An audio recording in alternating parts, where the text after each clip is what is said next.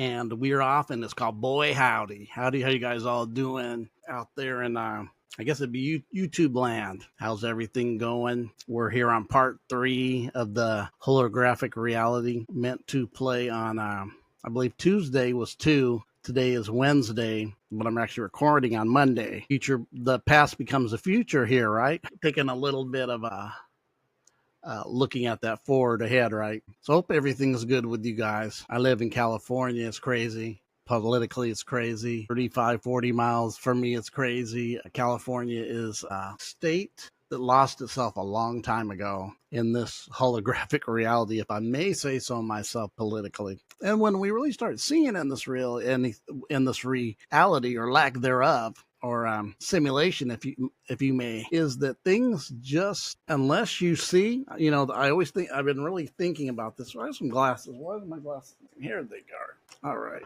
I know I'll need it when I share. Of course, I'll be sharing a screen. I was thinking about this one scripture, really, and more deeper than quoting it in the past. In the canonized version, it speaks about them that have ears but don't hear. Think about that. It's very deep. Them that have ears but don't hear. Them that have eyes but don't see. Interesting that you can have something but not be used to you. You could have something but not being able to use it. Kind of reminds me of being a 20. Excuse me. We had a dark out. Sorry about that. Light show, or thereof lack of it, came on trying to bring us into darkness. But reminds me of the more I looked at it, it was a process of being activated. And I was thinking about this.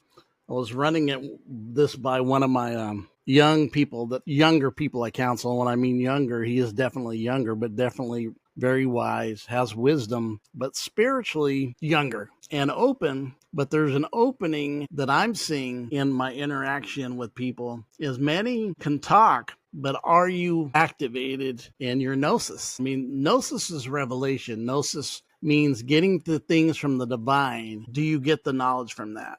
Do you understand? So I was hit with this question, almost negatively, and this even goes with simulation theory. Do we live in a holographic simulation reality? And is one of the things, it's really out there in the conscious community if you're not aware of it. Are we living is this a trap planet? And I thought about that because it's been said, and I even said yes and no. The thing being in Gnosticism is kind of funny or ironic. The foundation for both sides is there. Trap planet, demiurge. Forget, with all the gnosis aspect, there's the other side of gnosis, is the amnesia aspect of it. Notice these would be almost like the dualistic plane of the opposite side of the pole of each other. Gnosis, which is the knowing, the inner spiritual download information, revelation, knowledge, not something you learn from books in college, not something that's totally in the aspect of learning stacked up information logically. It's not that. It's the feminine aspect of Sophia. Remember, Sophia, the word philosophy, did you guys know this? The word philosophy in the Greek is philosophia. Sophia, it's philosophia. So Sophia embed is an aspect of this Gnosticism that it would be likened into Isis, likened into, which follows Sophia, Mary's birth off Sophia. And then we go into Persephone, and then there's some others that were before that. Like I said, we're looking at different aspects. And somebody, a good friend of mine, Keisha, has mentioned that. And there was one she talked about, and I can't remember at this time. This has been said in very, very stories, cultural, spiritual stories, allegorical stories, that the story of the allegory isn't really whether it's historical or not. It's whether the meaning of the story enriches you because it's about you and through you and awakening you. So Sophia means wisdom to wake you up. She embodies that. So everything Sophia embodies, the demiurge, is the opposite. One more time, everything that Sophia embodies, thy demiurge, is the opposite. Bye. That's a fact. And then I started looking at the trap planet, and I'm going to go right to this message as soon as I finish this aspect about it. The trap planet, what do I think about a trap planet? It's not really a trap, but it is. If something keeps looping and looping and looping and not stopping looping, it gets stuck. It has very much an aspect of not being trapped. People can be trapped. but it's really the aspect of forgetfulness, amnesia, not knowing hence and whence you're from. And Sophia is the one that wakes you up to leave the trap. So actually, Gnosticism has them both, not one, both. And I really thought about this and I said, yeah, that does make sense. And so, yeah, think about that. Let's go. We're going into the I Ching, which is a philosophy and Taoism mixed together. Doesn't use the word in science, different words, but the aspect of what it teaches is the same, the holographic mirrored reality. So let's get into this. All right, you guys ready? So this is on the Google. The I Ching, or the Book of Changes, is an ancient Chinese, and I'm talking ancient, talking 5,000, 45 to 5,000 years old. Yes, very old. Divination text and philosophical system, which does not explicitly describe the mirror holographic realities modern holographic theories do, but it contains concepts and intriguing parallels, which would be more an esoteric aspect. How are these parallels can be understood? The interconnectedness and the reflection. The I Ching emphasizes the interconnectedness of everything in the universe. This is a central theme in holographic reality theories, where each part contains information about the whole. This is really, if you haven't read, the I Ching is very interesting for you. Some of you math folks will even like it because it will how it connects. The I Ching as a microism, some scholars view the I Ching's 64 hexagrams as a microcosm of the universe, offering insights into the underlying structure of reality and how everything is connected. I've shared her a couple times. I've used her videos. A Japanese woman that will teach the concepts of esoterica and I Ching, Taoism, and Buddhism, because the Chinese don't give this up in its history like other places do. The West, it's all around. You can do some digging and you'll find different, through the years, through the different centuries, you'll find Western esoterica everywhere, right? It's everywhere. You can find it. Different groups popping up through the centuries, even in the Dark Ages, hiding from them who would corrupt it, or him that would want to destroy it. Meaning, God, the church, Rome, yeah, and some kings and them who would follow Rome.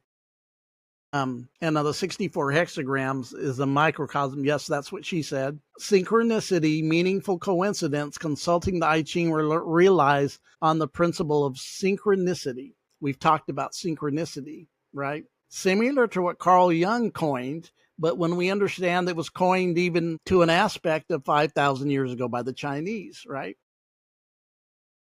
The concept suggests events in the external world can mirror the reflective of the inner state of the individual, highlighting a deeper connection between internal, external realities. The holistic, organic view of the reality. The I Ching represents a holistic and organic view of rigid separations between the natural and human realms, or the inner and outer. Although the I Ching does not directly articulate the concept of holographic universe, the resonance between the ancient principles and the modern theories of reality is compelling. The I Ching provides a framework for exploring the interconnectedness and the mirror of reality from the different perspectives. Let's see if the AI offers us anything, which it should. Although the I Ching does not specifically use the term that was mentioned, see if anything's different. The I Ching emphasizes the interconnectedness of the universe and the constant change following between yin and yang. So there's the poles. Those the dualism, or the opposites of the yin and yang. The hologram, the graphic reality, right? The duality, the dual plane, the yin to the yang, the feminine to the masculine, the water to the physical, the ice to the boiling water. The opposites of everything. The resonates with the holographic principle, which suggests information about the whole is contained within each part. And this is the heavy part, is what it said. In a hologram, if you take a hologram and look at it, like similar to a mirror, and we're to cut a hologram even, everything that was in the original full hologram, no matter how many times you cut it, everything that was in the original contains still in the smaller, even though you keep trimming and trimming and trimming, it's there. The full hologram's there. Reflecting inner and outer worlds, the I Ching mirrors eternal and external realities through the symbolic storytelling. That's why when I use the symbolic storytelling of the House of Mirrors, when you see one mirror, then all that one light from that mirror reflects into each mirror after it. It's the emanations unfolding from the source, or what we learned in the black hole, or the all, or I'll even call it the monad, is that's where the reflections descend from that higher state of being, allowing individuals to gain insight, make informed decisions by aligning with natural flow of the universe, and aligns with some interpretations of holographic theory, particularly the idea that our perceived reality might be a manifestation of a deeper informational field. The binary system in information. The I Ching uses a binary system of broken yin and unbroken yang lines to form its 64 hexagrams. These hexagrams encode various states and transformations within the universe. The binary structure has been compared to the binary code used in computing genetic codons, hinting at an understanding of informational patterns for thousands of years. There you go. What I seen with the 64, they were able to use this, as you see, if you remember earlier, I said divination. They were able to use this to create through the spiritual realm by the divinations, right? Divine nations, two nations into creating by using the broken yin and yang to create the whole, or to create something, or even let me put a spell on you because you're mine. Had to throw on a little credence on you. Reminded me of the song. And thousand threads to throw the 1,000 years. The I Ching is 5,000 years old. Yes.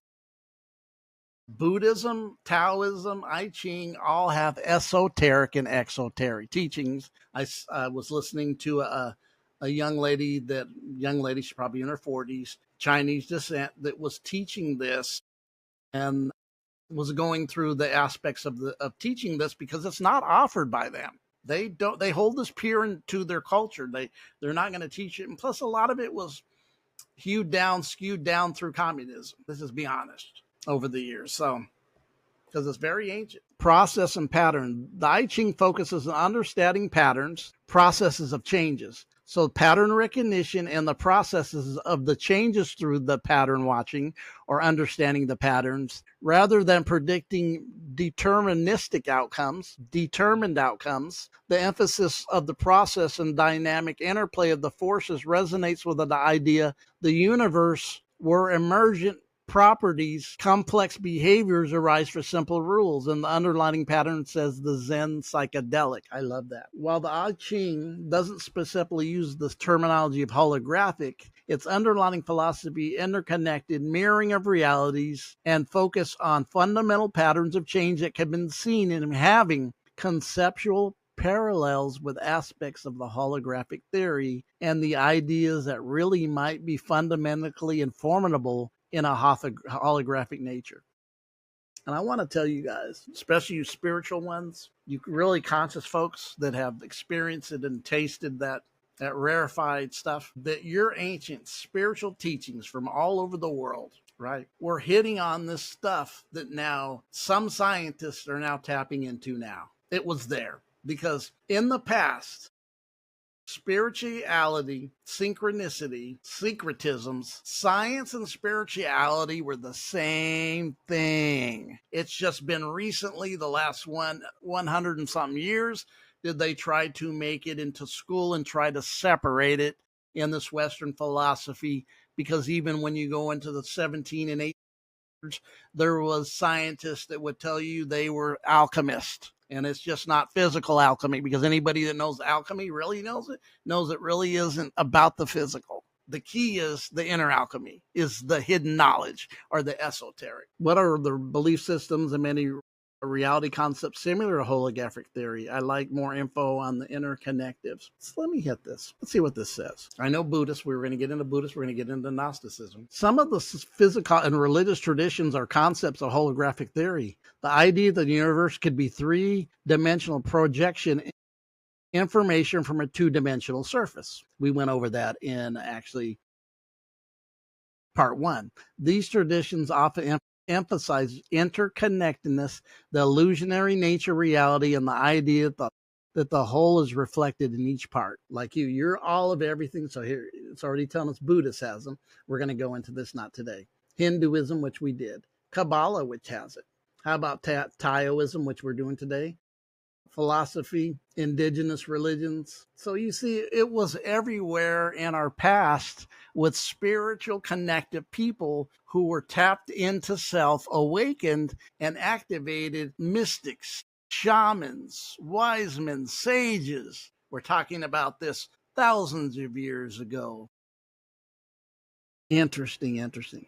Let's go out. I find it very, very interesting that this aspect, right, of this, and you've seen there's some more, even some philosophy, we can get into it. And it mentioned the Buddhism, which will be next. I may break. We have Buddhism. Right now I got Buddhism, and we're going to do Gnosticism showing this and get into it deeper. But also, I'm going in between. We're going to go somewhere else. I'm going to talk about finding that interconnectedness within us, because it is that interconnectedness this is talking about, our field. And we're going to get into a video I'm going to share about where we can find that at within us. That'll be my next video, because it's extraordinary how it's within you and opening up your treasure box. Let's call your chakras your treasure box, right? The book of Revelation is talking about opening up the sun was locked and it had to be opened up, and only one worthy was Jesus Christ, the Lamb of God, slain before the foundation of the world. And it's actually opening up that which within you. And I can't remember the word right now. God, I taught this many years ago in esoterica. Forgive me for my amnesia. But think about it. Opening up your very treasure within you, or that portal, or that door within you, where everything that this holographic reality in the quantum field is within you and around you, connected to your organic. And the observer aspect of this is because they've even seen through quantum physics that the energy changes while it's observed, that the energy will actually start maneuvering and changing, and through the frequency. And we're going to get, this is really going to come hard on this next video. And the frequency we put out is the password and gives you the right to open up the treasure within you, that's been hidden. How's the scripture going? The canonized version. This treasure be in you, hidden within man, Christ in him. This treasure is the knowledge of the holographic field of this reality. That's deep. Think about it. I'm not leading you with this to something to come up. Come to your own feelings and revelation, and how you take this and see this and what you do with it, where it's going to be according to where you're at, and what growth you're willing to go through, and where you're at in your frequency and vibration, right? It's really there. But how you can take this and start applying it, because now that field around you, not that you're changing the world, but you're changing your frequency around you, that now starts to harmonize with you, that opens the door for you to create. But where's that space to create at? How do we get there? I got a great video that's going to talk about this. And my next video as part 4 and 5 will be intermitted by this next video. And the video is 32 minutes, I believe. I will jump in it immediately, or we can make 2 parts out of it. I will get the feel and be led what to do. But think about what I just said. 5,000 years ago, they're talking about this in China. Esoteric knowledge about the I Ching connected to not determining it, but learn to create. I'm telling you, when it determines on its own, they call it fate. But it's your subconscious mind painting the picture that you walk in, and we call it fate. Or do we start activating our subconscious, that dark area in that black hole? Think about this. This is how I'm looking at the black hole, almost like the pleroma, or that nothingness that's the allness. The